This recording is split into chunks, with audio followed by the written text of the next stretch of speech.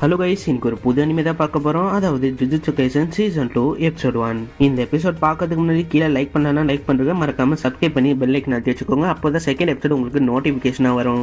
சரி வாங்க, நம்ம டைம் வேஸ்ட் பண்ணாமல் வீடியோக்குள்ள போகலாம். எபிக்கோட ஸ்டார்டிங் டே பாஸ்டோட சீனை தான் காட்டுறாங்க. அதாவது நம்ம கேட்டோக்கு எப்பத்துலேருந்து அவனோட மேஜிக்கல் எனர்ஜியை பற்றி தெரிஞ்சதோ அதுலேருந்து தான். இவனும் நெக்ஸ்ட் சீனில் ஒரு சந்துக்கு தான் போகிறான். அங்கேயும் ஒரு கஸ்ட் ஸ்பிரிட் ஒரு மனுஷனை அப்படியே முழுங்கின்னு இருக்கு. இதை பார்த்து நம்ம கேட்டவும் அவனோட பவர் யூஸ் பண்ணி அதை அப்படியே ஒரு பாலாக மாற்றி சாப்பிட்டுறான். இந்த சீன்ஸ் அநேகமாக நீங்கள் சீசன் 1 பார்த்துருப்பீங்க. அதே தான் இங்கேயும் இருக்குது. நம்ம கேட்டவும் சொல்கிறான், இதெல்லாம் நான் எதுக்கு பண்ணுறேன்னா என்னோட நாலேஜை ஏற்றுறதுக்காக தான் இதெல்லாம் பண்ணுறேன்.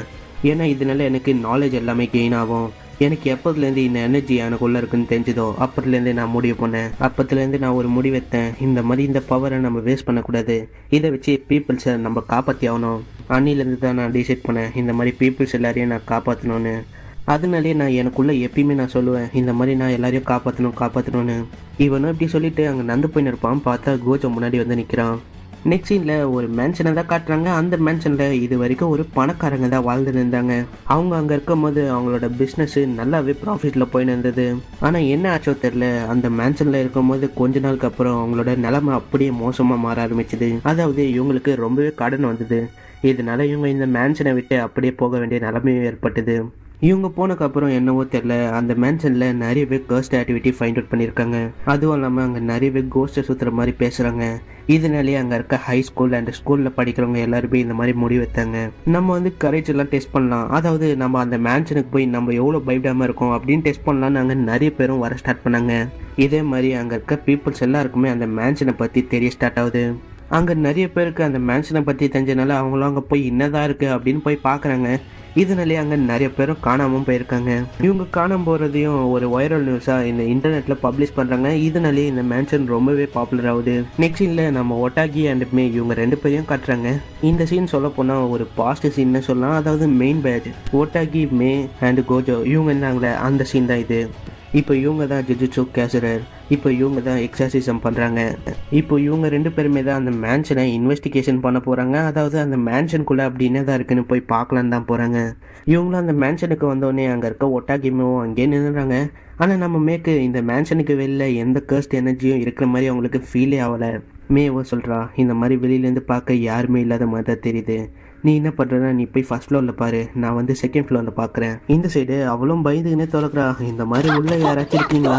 அப்போ தான் அங்கே ஒரு பெட்டுலேருந்து சவுண்ட் வந்து, இதனாலே அவளும் பயந்துக்கினே செக் பண்ணுறா. அவளும் உள்ளே என்னதான் இருக்குது அப்படின்னு பார்க்குறா. பார்த்தா எலி தான். இவளும் அந்த எலியை பார்த்து பயந்துன்னு இருக்கும்போது பின்னாடியே நம்ம மேவும் மேலே கை வைக்கிறா. இதை பார்த்து அவளும் ரொம்பவே கத்திடுறா. இதை பார்த்து அவளும், என்னம்மா இதுக்கே பயந்துட்ட, ஒன்றும் கஷ்ட கூடலாம் சண்டை பண்ணணும். இதை கேட்ட அவளும், ஹேய் நீ வந்து என் கையில் சொன்ன இந்த மாதிரி நீ ஃபர்ஸ்ட் ஃப்ளோரை செக் பண்ண போறேன்னு, ஆனால் நீ இங்கே இருக்க, அப்போ நீ செக் பண்ணலையா? இதை கேட்ட அவளும் சொல்கிறா, இந்த மாதிரி நம்ம சொல்ல போனால் இந்த ஃபர்ஸ்ட் ஃப்ளோரில் தான் இருக்கும். நீ ஏன் நோட்டீஸ் பண்ணியா? இங்கே இருக்க பொட்டேட்டோ சிப்ஸ் அண்ட் பேக், அங்கே இருக்க நோட்ஸ் எல்லாம் நான் 3 வாட்டி பார்த்துட்டேன் தொடர்ந்து. அதுவும் இல்லாமல் நான் வந்தோடனே ஒரு மார்க்கையும் இங்கே போட்டேன். அந்த மார்க்கும் நான் பார்த்த வரைக்கும் இங்கே தான் இருக்குது. இப்போ தான் இவங்களுக்கே புரியுது. அதாவது இவங்க ஒரு லூப்பில் தான் மாட்டின்னு இருக்காங்க. இவங்க என்னதான் ட்ரை பண்ணாலும் இவங்களால வெளியும் போக முடியாது, உள்ளே தான் இருக்க முடியும். இப்போ தான் இவங்களுக்கே புரியுது. அதாவது இங்கே இருக்க கர்ஸ்ட் எனர்ஜியோட பவர் இந்த லூப்பு தான். இதனால தான் இங்கே வர பீப்புள்ஸ் எல்லாருமே இந்த லூப்பில் மாட்டி வெளியிலே வராமல் காணாமல் போயிடுறாங்க.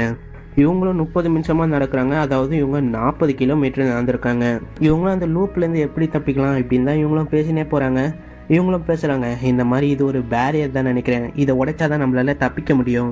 நெக்ஸ்ட் சீனில் நம்ம ஒட்டாகிமியும் அங்கே உட்காந்து அங்கே இருக்க பொருளை வச்சு ஒரு சர்க்கிள் மாதிரி உருவாக்குறான். நான் வந்து என்ன நினச்சேன்னா, நம்ம ஒரு லூப்பில் மாட்டின்னு இருக்கோம்ல, இது வந்து ஒரு சர்க்கிள் மாதிரி தான் நான் நினச்சேன். ஆனால் சொல்ல போனால் அப்படி இல்லை. ஏன்னா நீ உருவாக்குன மார்க்கை நான் தொடர்ந்து பார்த்துனே தான் இருக்கேன். அதை நம்ம ஃபைண்ட் அவுட் பண்ணும்போது நம்மளுக்கு சில மினிட்ஸ் ஆகுது அதை ரீச் பண்ணுறதுக்கு. ஏன்னா நம்ம திரும்பவும் அந்த மார்க்கை ரீச் பண்ணும்போது டிஃப்ரெண்ட்டான டைமிங்கில் தான் நம்ம அதை ரீச் பண்ணுறோம். இதுலேருந்து நம்மளுக்கு என்ன தெரியுதுன்னா, இது ஒரு சர்க்கிள் இல்லை, இது ஒரு லைன் ஃபார்மில் தான் இவங்க வந்து இந்த லூப்பை கண்டினியூவாக வைக்கிறாங்க. அதாவது இதுலேருந்து நம்ம தப்பிக்கணும்னா ஒன்றும் பண்ண தேவையில்ல. இங்கேருந்து நம்ம ஒரே ஓட்டமாக முன்னாடி பார்த்த மாதிரி ஓடினாலே நம்ம தப்பிச்சு போயிடலாம். இந்த பிளானை கேட்ட நம்ம மேவும், ஹேய் நீ வந்து நல்லாவே பிளான் போடுற, ஆனால் இந்த பிளானுக்கு உனக்கு வெறும் 90 பாயிண்ட்ஸ் தான் கிடைக்கும்.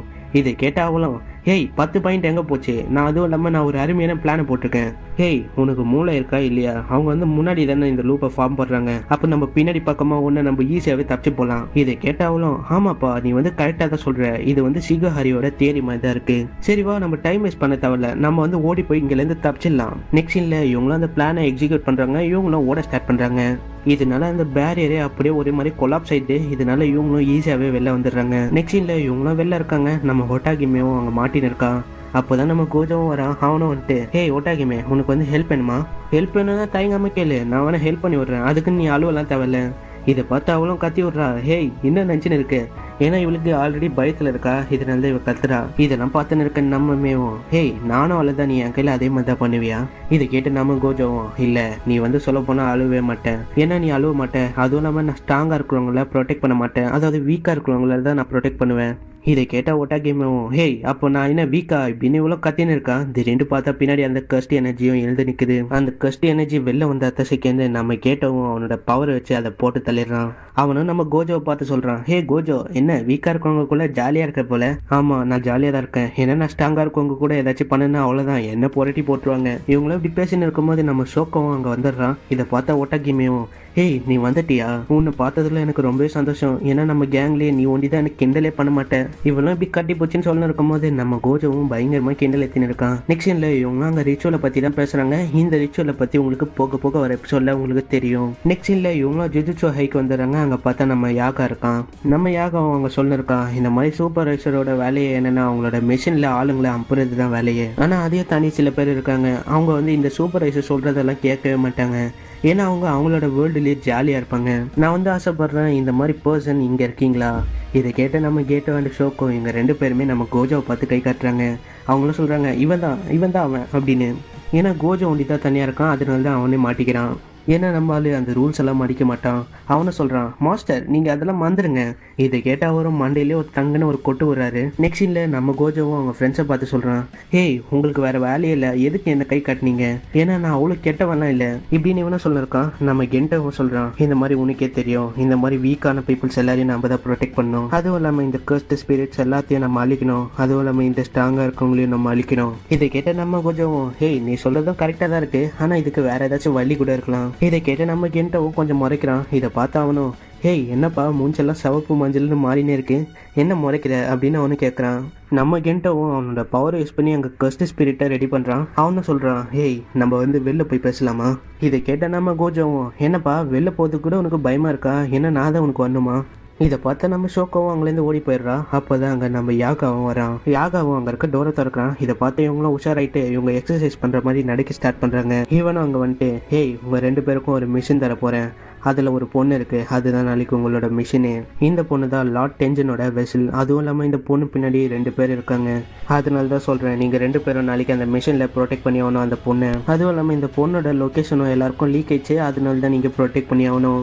இப்போ தான் நம்மளுக்கே ஒரு விஷயம் புரியுது, அதாவது லார்ட் டென்ஜன் 500 வருஷத்துக்கு ஒரு வாட்டி அவரோட பாடியை வெசில் எக்ஸ்சேஞ்ச் பண்ணுவார். இதனால பேசிக்கலி என்ன ஆகும்னா லார்ட் டென்ஜனுக்கு அவரோட எக்ஸ்பெரிமெண்ட் எல்லாமே ஞாபகம் இருக்கும், அதாவது நம்ம ஒரோச்சிமாருக்கு எல்லாமே ஞாபகம் இருக்கும் பார்த்தீங்களா, அதே மாதிரி தான்.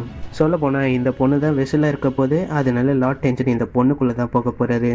அவர் வந்து இந்த உலகத்தில் இருந்தாகணும், ஏன்னா அவரோட நாலேஜ் நம்மளுக்கு தேவைப்படும். ஏன்னா அவரோட நாலேஜ்னால நம்ம ஜுஜுட்சு சோசரர் இந்த மாதிரி நிறைய பேருக்கு ப்ரொடெக்ஷன் கிடைக்குது.